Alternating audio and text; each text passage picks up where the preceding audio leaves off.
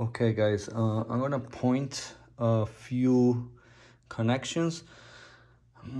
I'm not gonna go into deep details. Actually, if you have some knowledge, even installing a radio, you will know about these connections. The diagram is pretty easy to read. So what I did actually, just to get you, a little bit faster when you're gonna do your setup, I was looking at the place where to connect the controller, the module, which is that one. Because the way I'm gonna set it up, I wanna set it up so I can cut it off and remove the tank and everything and make it easier, just in case I have to bring it to I have to work in here or I have to bring it to service. I can just remove the tank, everything disconnected, and still leave my airbags with pressure so I can drive the vehicle with no problems. So I was looking on this side, on the driver's side. There's no place where to put that one because the whole filter, it covers all this part right here. So you don't have a space to put in there. Maybe you could put it over here at the bottom, but I don't like to put it on this way because we have like the steering shaft right here which moves, so I don't want to put it run wires and airlines, everything close to moving parts. So what I did is I installed it on the passenger side. This is where I have it. Under there is a couple holes that are not in use, so I got a screw tighten in there. It's super tight, it doesn't move at all. What I did is put the remote, which is for the ignition wire. Let me take this a little bit because I tucked in everything there. This is a grommet, which is, let's see, I don't know if you see, yeah, right there where these wires goes. One is for the controller inside the vehicle and the other one is the ignition wire. So that right there is pretty easy. Once you come inside the vehicle, I took more stuff probably, but this is what you do. You fold the carpet. You're gonna remove one of the pieces, plastic pieces that has clips here on top. And if you see, this is where the grommet is. So the wire is gonna come out of this. So you don't even need to lift this or nothing like that. Just move the carpet a little bit, and then you're gonna be able to make a hole in there and run your ignition wire and your remote for the controller. Here on the side, this whole thing, it comes out really easy. It's all clips, as you can see. Actually, it doesn't come out that easy. It's pretty hard. You have to kind of use some force or some kind of tool so you can help with it. But here, as you can see, you have a lot of space to put plenty of wires.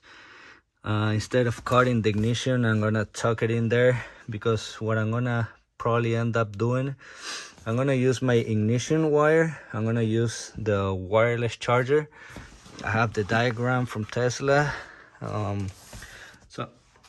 So I'm gonna be connecting it to the wireless charger, because I want my system to have power every time that I'm driving the car or I'm inside the car. The only time I don't want power on it is when I leave the car shut off, and everything on the AirLift is gonna be off. So other than that, I know some people connected to like a switch. When the door is closed, you have no power, so in order to charge or the compressors to run, you have to open the door. But maybe you're driving and you have the AirLift set up, maybe 3 setups, maybe you have 1 setup for the highway, and you're on the highway and you want to hit the button and that thing will go down. Maybe the compressor has to kick on, and if you're gonna open the door in the middle of the highway, I don't think so.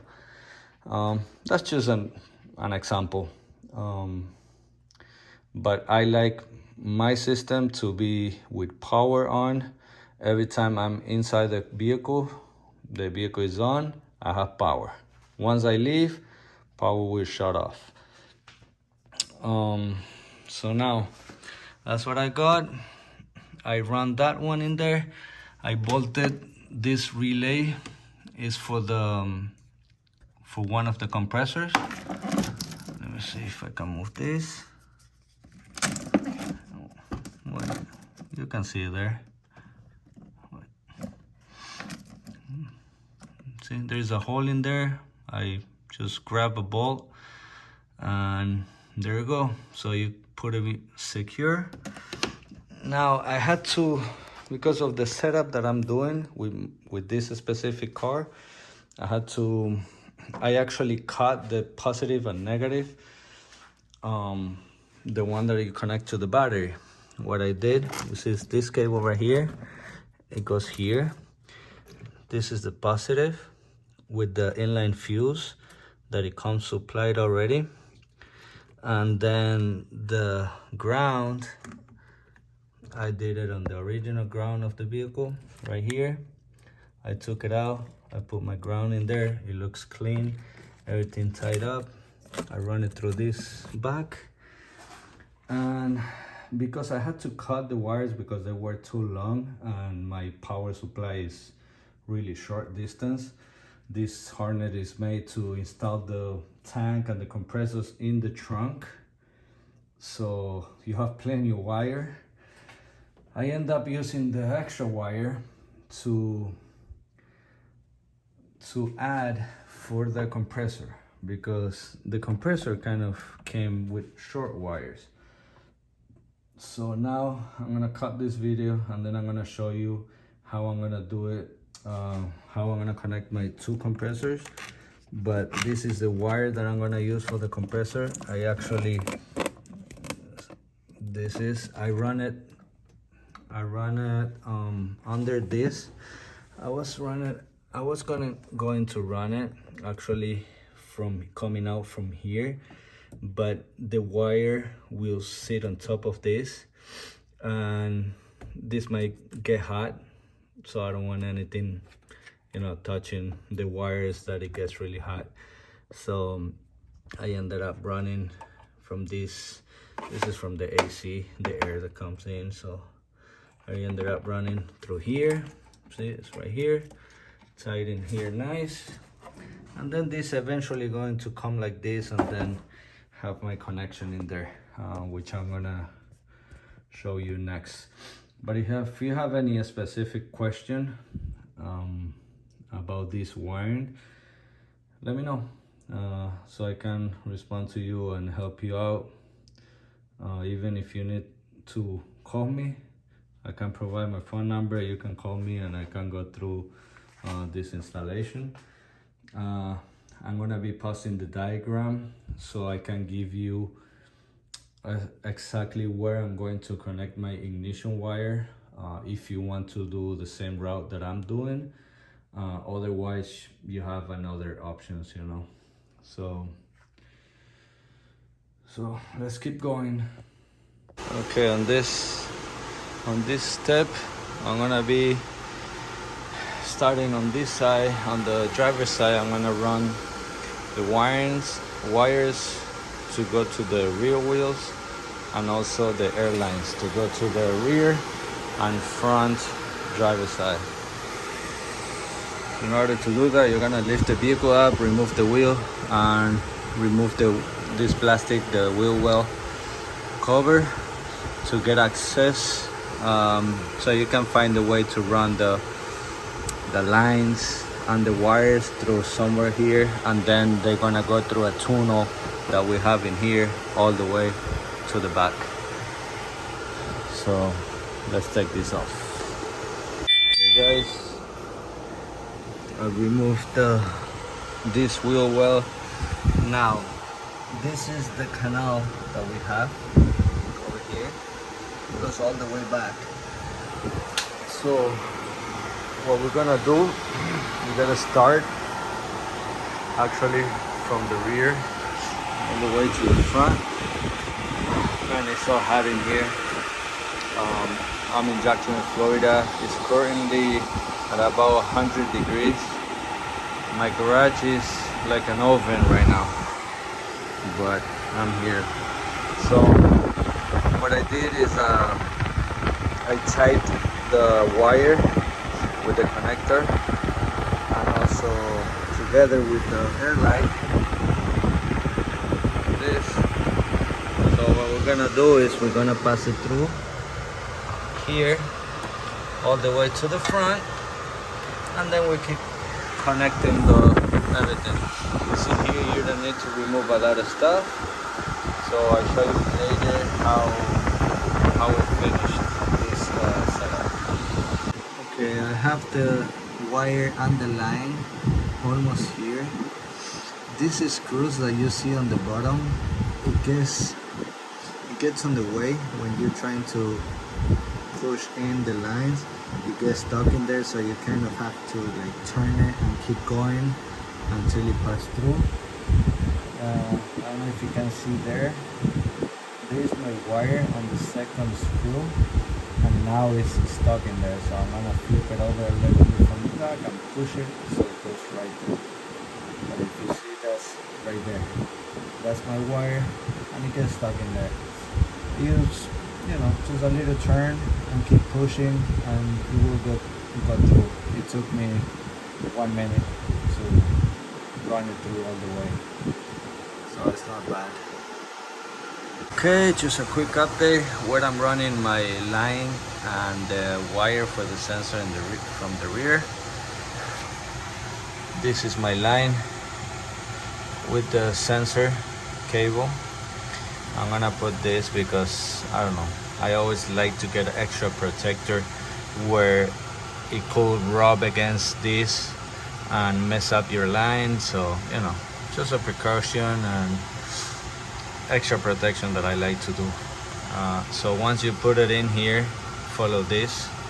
I'm gonna put it behind, and then I'm gonna clip this on here, and you're gonna follow that, which it will come up here.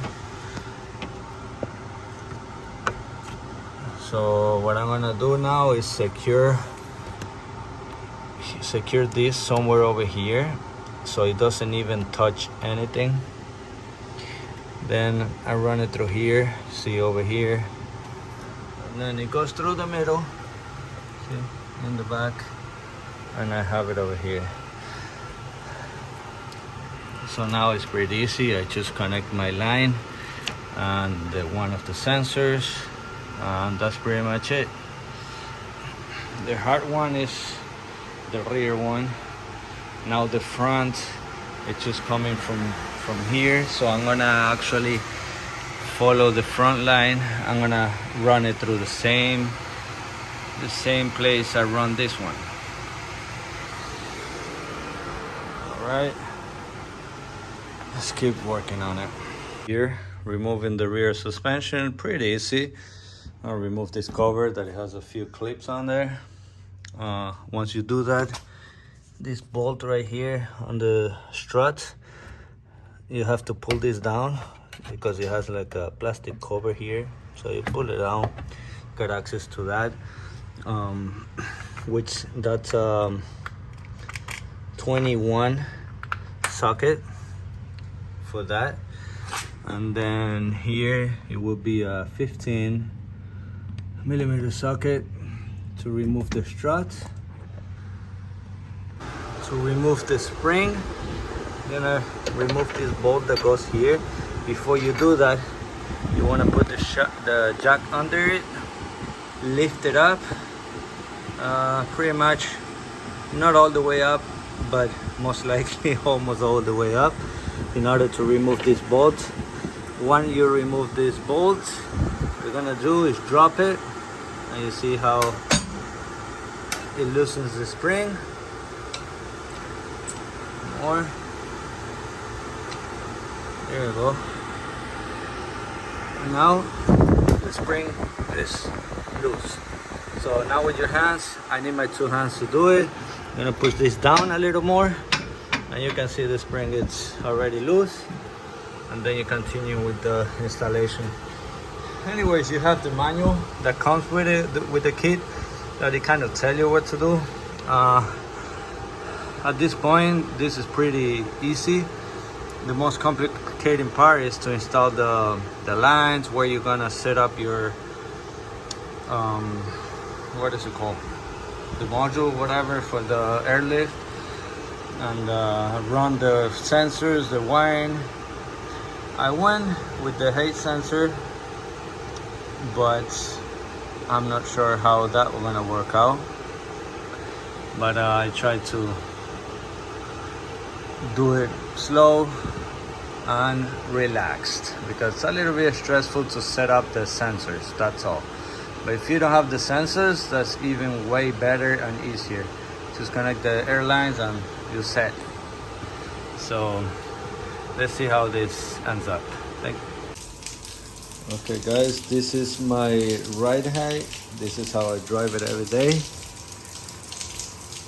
It's pretty low. I like the setup. This is when I'm going to the highway. If I want to, maybe for some pictures while rolling, I can do that on the highway when I go straight, most likely. This one will be kind of more comfortable and safer if the road is not that good. I use that right height, see? It's pretty nice. It's still lower than the factory.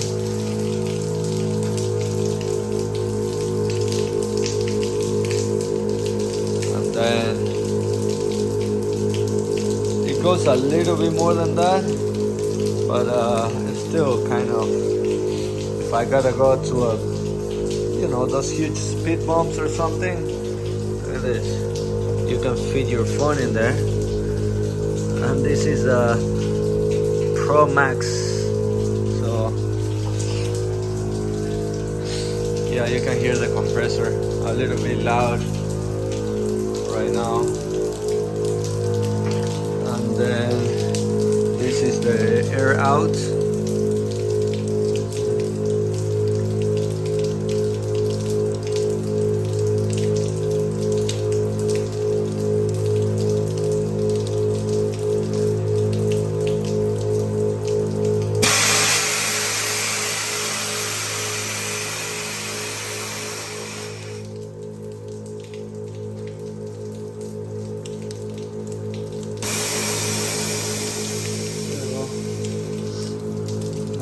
Wrong button, but that's the maximum air out.